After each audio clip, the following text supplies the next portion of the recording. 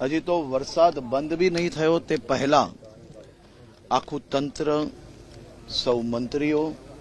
એ તમામ ખેડૂતોના સહયોગમાં સાથે ઊભા રહીને કામગીરીની શરૂઆત થઈ ગઈ છે. મુખ્યમંત્રીશ્રીએ આજે બી તમામ વિભાગને કહ્યું છે કે તમામ લોકોનો સંપર્ક કરીને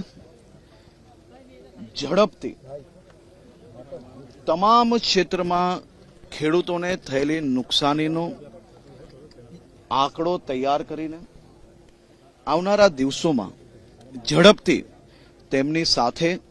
કઈ રીતે સરકાર ઊભી રહી શકે તે દિશામાં રાત દિવસ એક કરીને કામ કરો અને વધુમાં વધુ મદદ પહોંચાડવાની ભાવનાથી મુખ્યમંત્રીશ્રીએ જો ભૂતકાળનું તમે જોશો તો ગુજરાતમાં જ્યારે જ્યારે ખેડૂતોને કોઈ બી આફત આવી તો ભૂપેન્દ્રભાઈ પટેલજી દ્વારા એમના હિતમાં નિર્ણય લેવાયો છે અને આ વખતે બી તેમની સાથે તેમના સહયોગમાં તેમના હિતમાં નિર્ણય લેવાશે.